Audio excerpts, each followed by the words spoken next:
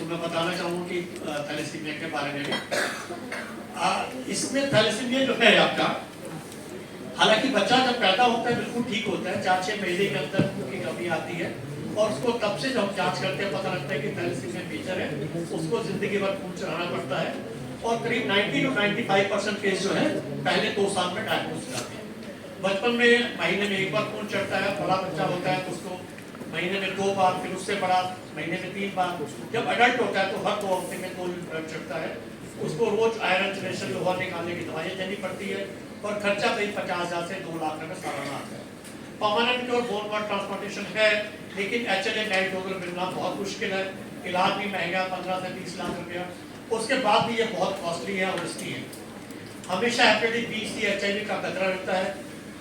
इन सब कामों के लिए बहुत टाइम, एनर्जी और मनी वेस्ट होती है। इसके बावजूद भी एंडोक्राइन प्रॉब्लम्स आ जाती है। आपने देखा कई बार बच्चे की हाइट छोटी रह जाती है, तो प्यूबर्टी नहीं होती है, और अगर हार्ट और लिवर में चला जाए तो हार्ट लिवर फेल हो सकता है। और हमेशा एक डर तो बना ही रहता है, चाहे जिंदगी किसी की नहीं मालूम कि कल कितनी है, लेकिन फिर भी एक थैलेसीमिया रोग होने के बाद थोड़ा खतरा हम ज्यादा मान सकते हैं। नेक्स्ट।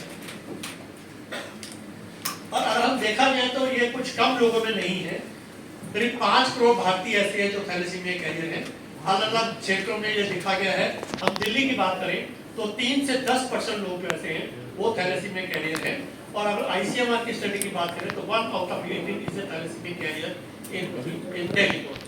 तो ओवरऑल 10 से 15,000 बच्चे हर साल भारत में पैदा होते हैं। और ये जब तक हमारा ये सेशन खत्म होगा, सिर्फ इनॉग्रेशन का पूरे की तो बात नहीं करते, तब तक एक बच्चा और पैदा हो चुका होगा। तो सबसे बड़ी बात है कि वो इसको हम बचा सकते हैं।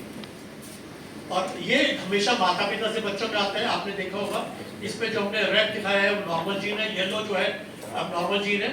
तो जब भी बच्चा पैदा होता है एक हिस्सा मदर का एक फादर का रहता है। अगर दोनों ठीक मिल जाए तो बच्चा बिल्कुल ठीक होता है। एक ठीक एक खराब हो तो बच्चा कैरियर हो सकता है। अगर दोनों खराब हो तो बच्चा जो है थैलेसीमिया मेजर होगा, उसको जिंदगी भर खून चढ़ाना पड़ेगा। और सबसे इम्पोर्टेंट है हम इसको बचा सकते। इसके बाद नेक्स्ट, ये मैं पुरानी खबर दिखा रहा हूँ, 2013 की है। 2013 में आपने देखा cabinet approves test that detects infected blood faster, यानी कि नेट टेस्टिंग की बात हम तब से कर रहे हैं, करीब 15 साल हो गए। और 2013 में न्यूज आने के बाद भी ये नहीं हुआ। लेकिन मैं ये चाहूँगा इस सरकार में आने के बाद 1-2 महीने के अंदर ही इसको जो है ये लागू किया है। और मैं इसके लिए विशेष रूप से दिल्ली सरकार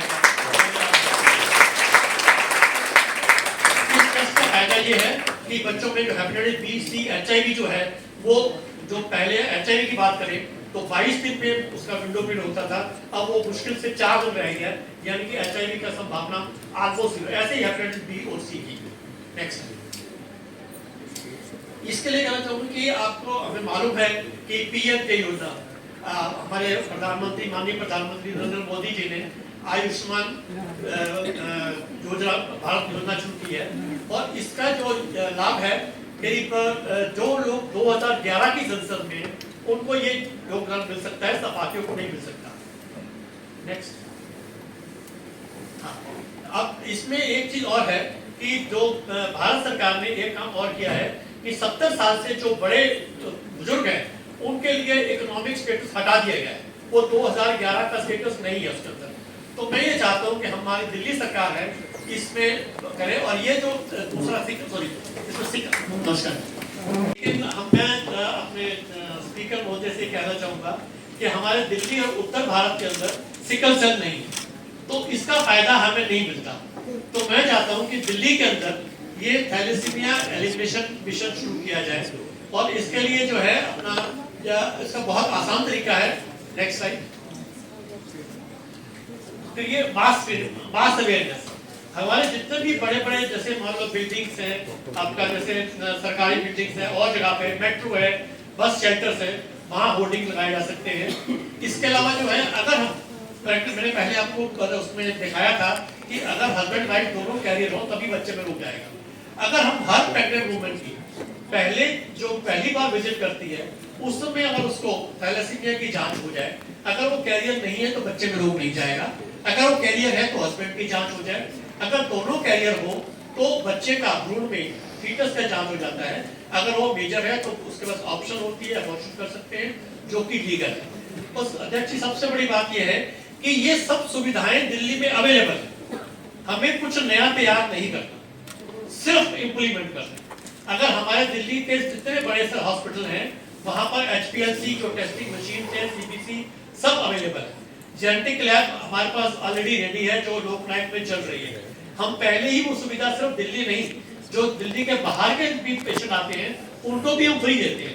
तो हम कम से कम अपने यहाँ, मैं चाहता हूँ कि आपके काल में एक लेजिस्लेशन अगर लागू हो जाए कि जिसमें ये मैंडेटरी हो जाए कि हर प्रेग्नेंट वुमन का जैसे ही वो पहली बार विजिट करती है उसकी थैलेसीमिया जांच हो जाए, तो हम बहुत जल्दी ही हम थैलेसीमिया को बचा सकते हैं। और ऐसे बहुत से देशों ने किया है, उन्होंने 10 साल के अंदर अपने थैलेसीमिया कंट्रोल कर लिया।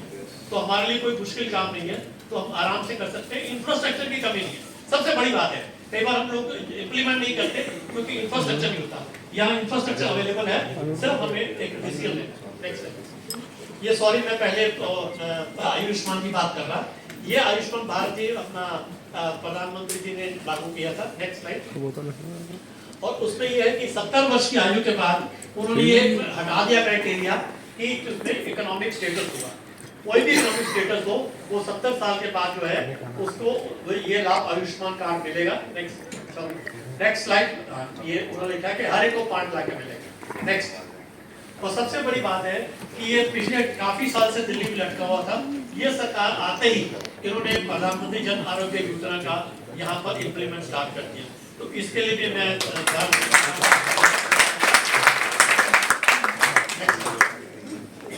और यहाँ पर भी 70 साल से ऊपर है उनको ये योजना मिल रही है। और सबसे बड़ी बात है कि बाकी भारत में 5 लाख है, तो यहाँ उन्होंने 10 लाख किया। 5 लाख जो है दिल्ली सरकार के। मेरी आपसे एक ही विनती है नेक्स्ट कि ये योजना हम एक थैलेसीमिया पेशेंट के लिए भी लागू कर दें। और ये कोई बहुत बड़ा भार नहीं है सरकार के ऊपर। मुश्किल से 2-2.5 बच्चे हैं जिनका दिल्ली में आधार कार्ड होगा और उनको ये योजना मिल सकती है। अगर हमारे जो दिल्ली के रेजिडेंट हैं उनको आयुष्मान भारत में ला दिया जाए तो एक बहुत बड़ा आपके तरफ से उपहार होगा उन बच्चों के लिए, क्योंकि इलाज में कोई दिक्कतें आती है वो नहीं आएगी।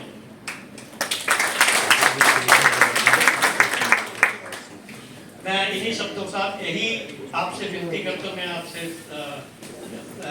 यही रिक्वेस्ट करूंगा कि आप सरकार में हैं और आप अगर ये हमारी हेल्प करें तो आपका बहुत बहुत